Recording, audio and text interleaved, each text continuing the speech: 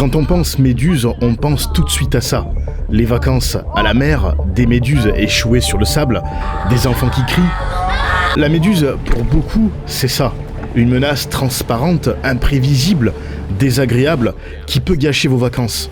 Mais si on regarde d'un peu plus près, c'est aussi l'un des organismes les plus fascinants de notre planète. Pas de cerveau, pas de cœur, pas de poumon, et pourtant, elle vit. Alors, comment fait-elle ? Aujourd'hui, j'ai décidé de tenter une expérience un peu folle, ici, au studio. Et pour ça, j'ai dû acheter des méduses. Attention, méduses vivantes. Mais pas que. Parce que pour les garder en vie, il a aussi fallu élever leur nourriture préférée, des proies vivantes. Oui, parce qu'une méduse, c'est carnivore. Bienvenue dans cette nouvelle expérience. J'ai commandé des tas de choses étranges dans ma vie, mais ça, je pense que c'est l'achat le plus bizarre que j'ai pu faire. On va découvrir ça ensemble à l'intérieur. Avant de recevoir les méduses, j'ai passé plus d'1 mois à préparer mon installation. Et il ne faut surtout pas faire comme cet Américain qui a déjà prélever une méduse dans son milieu naturel, puis la transporter n'importe comment, tout ça pour la mettre dans un aquarium totalement inadapté. Résultat, elle est morte. Moi, je vais vous montrer exactement ce qu'il faut faire, et à la fin de cette vidéo, vous pourrez tous avoir des méduses à la maison. C'est un animal qui m'a toujours fasciné. Pas de cœur, pas de poumon, pas de cerveau, et pourtant, c'est bien vivant. Regardez ça. Attendez, avant que je vous les montre, sachez que cette vidéo est sponsorisée par CyberGhost VPN. Si vous voulez, vous aussi, être transparent, invisible, comme une méduse sur Internet, faites comme moi, téléchargez l'application. Non mais, à quoi ça sert d'être invisible sur Internet ? Imagine que chaque site sache qui tu es, où tu habites, ce que tu regardes et ce que tu achètes. Sans le savoir, tu laisses des traces de partout. Résultat, tu te retrouves avec plein de pubs ciblées. Tu peux te faire pirater, ou pire, usurpation d'identité. CyberGhost VPN, en fait, c'est une application, un outil qui te protège ta connexion. En fait, elle crypte tes données, mais surtout, elle va masquer ton IP. C'est très important. Du coup, tu deviens complètement anonyme sur Internet. Plus aucun risque. CyberGhost VPN, c'est déjà plus de 38 millions d'utilisateurs dans le monde. Et s'il y a autant de gens qui l'utilisent, c'est pas pour rien. Sur l'application, tu as plein d'autres possibilités. Comme par exemple changer de pays en un clic. Grâce à la géolocalisation, tu choisis ton pays et hop, tu peux regarder des séries Netflix réservées aux États-Unis, au Japon, en Allemagne. Enfin, tu verras, il y a plein de trucs. Tu peux l'installer sur tous les appareils, c'est hyper simple. Et en plus de ça, tu peux couvrir jusqu'à 7 appareils en même temps. Bref, si tu veux essayer, je te mets le lien en description. En plus, en ce moment, CyberGhost VPN a une offre ultra cool de garantie de 45 jours satisfait ou remboursé. C'est vraiment le moment d'essayer. En plus, si jamais tu as un problème, ils ont un service disponible 24 heures sur 24 et 7 jours sur 7. Tu les vois ou pas ? Après, elles sont petites. Hein. Là, honnêtement, elles ont 2-3 semaines maximum. Hein. Elles sont toutes jeunes. Hein. Je les vois pas à la caméra. Tu sais combien de temps ça vit ? Non. Cette espèce-là, je crois que c'est 8 à... Ouais, presque 1 an, hein, pas plus. Hein. Allez, on va les acclimater, parce que je peux pas les mettre comme ça directement dans l'aquarium. Elles pourraient avoir un choc thermique, mais aussi un choc de pression. Donc on va les acclimater dans un premier temps. Vas-y, suis-moi. Tu la vois là ? Regarde ça. On les appelle les méduses boulets de canon, tout simplement à cause de leur forme. Allez, on va la mettre dans l'aquarium. Par contre, on va faire attention parce qu'il faut pas mettre de bulles d'air sous l'ombrelle. Ça pourrait la déséquilibrer et pire encore, la tuer. L'acclimatation, c'est une étape super importante. Si tu la zappes, c'est simple, les méduses peuvent tout simplement ne pas survivre. L'eau du sac et celle de l'aquarium n'ont peut-être pas la même température ou même le même taux de salinité.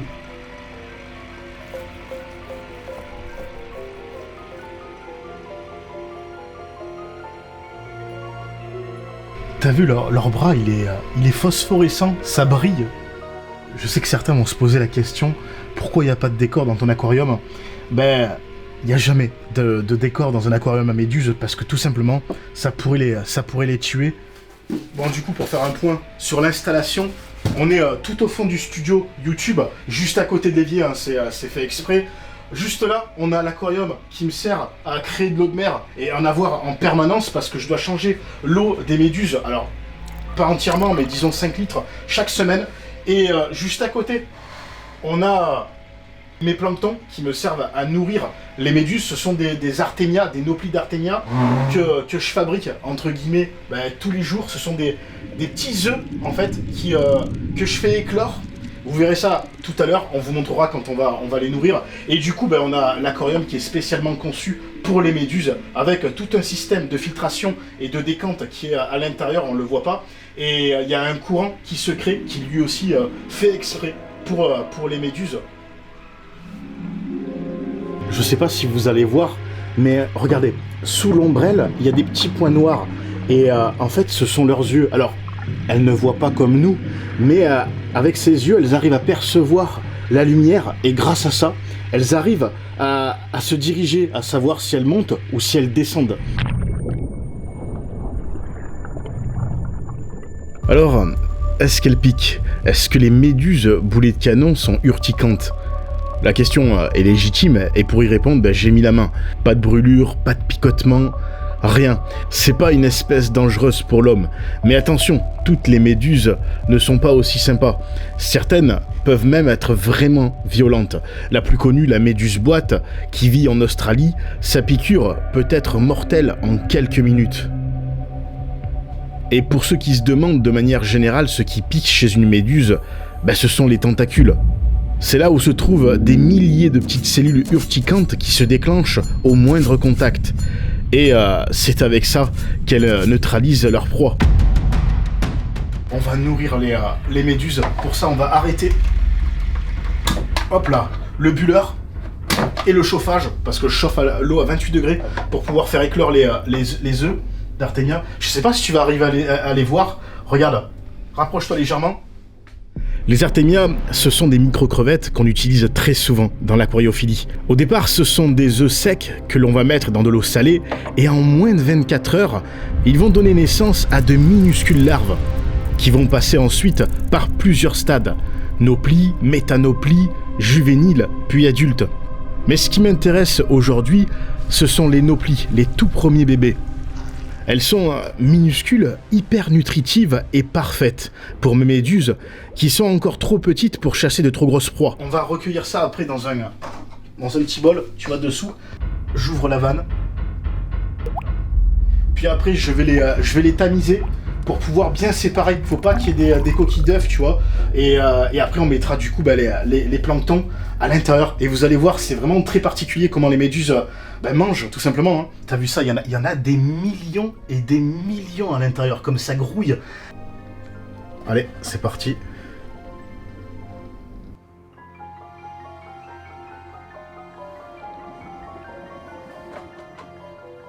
T'as vu, elles attrapent les planctons avec leurs tentacules et elles envoient la toxine dès qu'elles touchent les artémias et du coup ça les paralyse et après on arrive à voir, parce que t'as vu elles sont transparentes, on arrive à voir les artémias qui remontent, je pense qu'ils sont déjà morts et qui vont en haut de la cloche.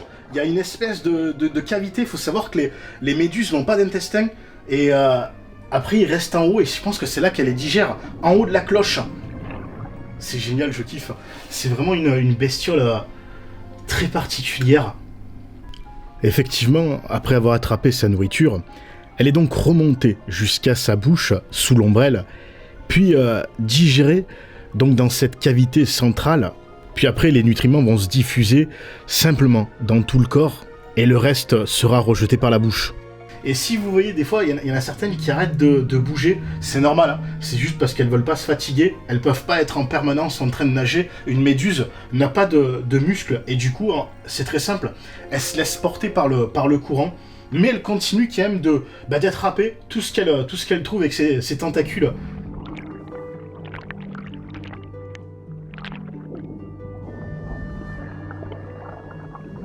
Du coup, tu vois, est-ce qu'on peut vraiment parler de chasse ?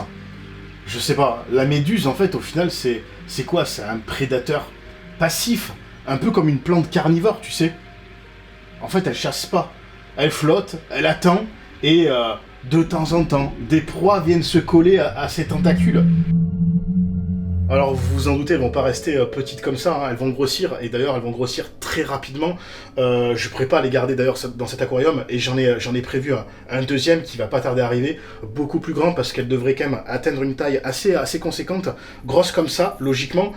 Dans la nature, la méduse boulet de canon est souvent brune ou beige, et cette couleur vient des algues microscopiques qui vivent à l'intérieur de son corps. Mais accrochez-vous parce que ce qui est encore plus étonnant, c'est qu'elle sert de refuge à d'autres animaux. Certains petits poissons ou crabes se cachent sous son ombrelle pour échapper à leurs prédateurs. En fait, ils se sentent protégés parce que peu d'animaux osent s'approcher d'une méduse urticante. Sauf peut-être une, la tortue. Elle s'en fiche complètement et c'est même son plat préféré. Désolé pour ma tête, je viens de me réveiller il y a pas longtemps. Ça fait maintenant 72 heures que les méduses sont ici au studio. Regardez, je crois que je voulais pas montrer cette superbe lampe. Attendez, je vais l'allumer déjà et vous allez voir cette superbe lampe avec une colonne vertébrale humaine qui est faite en résine. Alors après, je sais que ça ne conviendra pas à tout le monde, hein, les goûts et les couleurs, mais en tout cas, moi, elle se marie super bien avec le studio qui est dans le thème de l'horreur. Bon, sinon, revenons-en aux méduses qui sont donc au fond du studio. Malheureusement, je pense qu'il y en a une qui va mourir, qui ne va pas survivre. C'est la petitoune qui est juste ici. J'arrive à le voir parce que déjà d'une, elle mange pas. Sa cavité est vide alors que les autres, elles ont bien mangé. Puis sa couleur, elle est bleue, tout simplement parce qu'elle ne mange pas. Quand une méduse mange, elles deviennent translucides. Et celle-ci, elle bouge encore. Hein. Elle bouge encore des réflexes, mais je pense qu'elle va mourir, elle ne survivra pas, ouais. Du coup, c'est vrai que beaucoup vont se poser la question, étant donné qu'une méduse n'a pas de cerveau, est-ce qu'elle ressent la douleur? Est-ce qu'elle peut réfléchir? Eh bien écoutez, d'après certains chercheurs, non.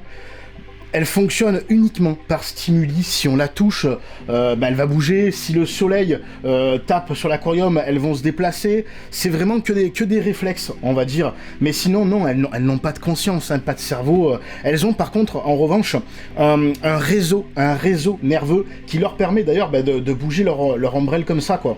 Mais c'est très simpliste, hein. Après, ça fait toujours mal au cœur de voir un animal mourir, hein. Ouais, elle est pas bien. On voit qu'elle se laisse porter par le courant. Alors j'ai essayé d'éteindre le courant pour qu'elle puisse manger, mais en fait, quand j'éteins le courant, elle se pose en bas et elle ne bouge plus. Donc j'ai préféré le remettre. C'est quand même assez frustrant en fait de se dire qu'on peut rien faire, mis à part n'être que spectateur. En même temps, je vois pas ce qu'on pourrait faire, hein. Je la sortirais je sais pas, on peut pas lui faire du bouche à bouche. C'est très complexe une méduse, hein. Je peux encore moins l'amener au vétérinaire, hein. Tout à l'heure, j'ai contacté un ami justement qui élève les méduses et il me disait qu'en plus de ça, il était fort possible qu'elle soit déjà morte. Parce que la plupart du temps, même morte, elle continue encore à bouger ses ombrelles. Ce sont des réflexes post-mortem. Dans le doute, je préfère quand même la laisser dans l'aquarium, on sait jamais, mais il y a de fortes chances pour qu'elle soit déjà morte. Si toi aussi tu veux une méduse chez toi, voici ce qu'il faut savoir avant de te lancer. D'abord, l'aquarium. Les méduses ont besoin d'un modèle spécialement conçu pour elles. Pas d'angle, pas de décor, pas de cailloux, ni de plantes. Rien. Pourquoi? Parce qu'elles sont fragiles. Si elles s'accrochent à quelque chose, elles peuvent se blesser et en mourir. Ensuite, l'eau doit être préparée à l'avance. Tu ne peux pas juste mettre du sel et lancer les méduses dedans. Il faut d'abord lancer le cycle de l'aquarium, ce qu'on appelle le cyclage, plusieurs jours, voire plusieurs semaines en avance. Alors tu peux utiliser des bactéries vivantes pour accélérer le processus. Une fois que l'aquarium est prêt, tu pourras accueillir tes méduses. Chez moi, je maintiens une salinité entre 1024 et 1025, que je vérifie d'ailleurs chaque jour avec un réfractomètre. Et ensuite, il te faudra faire des changements d'eau réguliers, 10 à 20% chaque semaine, pour garder une bonne qualité. Bon, sinon, pour combien j'en ai eu au total sur toute l'installation? Environ un petit peu moins de 1000 €. L'aquarium, c'est un aquarium de 20 litres qui coûte dans les 360 €. Les méduses sont quand même assez chères. À l'unité, elles sont à 44 €. Je parle bien de la boulet de canon parce que il y a d'autres espèces, comme je vous ai dit tout à l'heure. Mais celle-ci, c'est 44 € pièce, même la toute petite. Et après, toute l'installation à côté, ça, j'en ai eu pour, je dirais, 130 €. pour les artémias. À côté, il faut compter 60 €. Vous n'êtes pas obligé de procéder de la même façon que moi. Moi, c'est la mienne, c'est ma façon. Elle me convient, mais il y en a plein d'autres. Après, ouais, je dirais environ entre 800 et 900 €. Moi, je suis passé par le site Ocean Cloud, qui sont des experts dans le domaine. Tu as du choix dans les aquariums et dans les méduses. La livraison est rapide, 72 heures pour l'aquarium et moins de 48 heures pour les méduses. Alors il y a quelque chose que je n'ai pas dit et pourtant qui est très important, je sais qu'on va me faire la remarque. Le soleil qui tape sur l'aquarium, c'est uniquement pour le tournage, puisqu'en règle générale, le volet, il est ou enclé ou fermé, et c'est d'ailleurs pour cette raison que l'aquarium, je l'ai mis au fond du studio. Je ne voulais pas que le soleil tape sur l'aquarium. C'est très important, hein, que ça soit des poissons ou autres. C'est surtout, c'est pas forcément pour les méduses, hein, mais c'est surtout pour la prolifération des algues. C'est pas bon du tout. Alors bien entendu, je vous donnerai des nouvelles des méduses, je vous montrerai comment elles ont grossi, on verra même plus tard si on peut leur donner autre chose à manger que des artémias, peut-être des petites crevettes ou des petits alevins de poisson, on verra, j'en ai aucune idée. De toute façon, c'est prévu que je vous montre, que je vous présente d'autres animaux, j'en dis pas plus, ça sera la surprise. J'espère que vous aimez ce genre de concept de vidéo. Alors, je dis pas que je ferai ça en permanence sur la chaîne, je continue les explorations, bien entendu, mais comme j'ai pu le dire sur Instagram, en ce moment, j'ai quelques problèmes de santé qui m'empêchent de sortir, mais les explorations reviennent très bientôt. Il y a d'ailleurs de très gros projets. Alors je préfère ne rien dire et garder, si vous voulez, la surprise. Mais pour vous parler un peu de mon problème, parce que je me dois de vous l'expliquer. J'avais commencé à en parler sur Instagram. J'ai une maladie héréditaire aux yeux qui m'a été décelée lors d'un contrôle médical de routine il y a une quinzaine d'années. Et si vous voulez, c'est une maladie qui me déforme la cornée des yeux. J'ai la maladie sur les deux yeux, hein. Mais le problème, c'est que la maladie a été décelée sur mon œil gauche au stade final, ce qui fait que je voyais plus qu'à 2/10. Et là, très récemment, ma vision est descendue à 0,5/10. C'est-à-dire que je ne suis pas aveugle, mais je ne vois plus que des couleurs, je déforme, je vois extrêmement flou. Et mon deuxième œil, celui qui me reste, le droit, est à 5. Donc j'ai pas une vision qui est exceptionnelle, mais ça ne m'empêche pas d'explorer ou de vivre pour le moment. Le seul problème, c'est que j'ai beaucoup de contrôle médical et c'est ça qui m'empêche de partir en road trip. C'est d'ailleurs pour cette raison que j'ai tout le bras gauche tatoué avec des yeux, hein. C'est parce que c'est quelque chose qui m'a quand même beaucoup marqué, mais je pars du principe que dans la vie, il y a pire, il y a des enfants qui meurent de cancer ou d'autres maladies, et moi j'ai la chance d'être encore en bonne santé, mis à part d'avoir ce problème aux yeux, et je préfère du coup voilà rester positif. En tout cas, merci d'être de plus en plus nombreux à me suivre. C'est vrai que j'en parle jamais, mais je pense que c'était nécessaire que vous sachiez le pourquoi du comment. J'espère, en tout cas, que je vous aurai appris quelque chose aujourd'hui. On peut avoir des méduses à la maison, et ça, c'est vrai qu'il y a encore quelques mois, je ne le savais pas, et c'est pour ça que j'ai voulu me prêter à l'expérience. Si vous avez des questions, n'hésitez pas, hein, mettez-moi ça en commentaire, j'essaierai d'y répondre au maximum. Merci à Cyberghost d'avoir sponsorisé cette vidéo. Le lien est en description si vous voulez essayer. En plus, comme je vous l'ai dit tout à l'heure, ça vaut le coup. En ce moment, ils ont une garantie satisfait ou remboursé de 45 jours, donc c'est vraiment le moment. Nous, on se retrouve très bientôt pour une exploration, je l'espère. Allez, ciao ciao.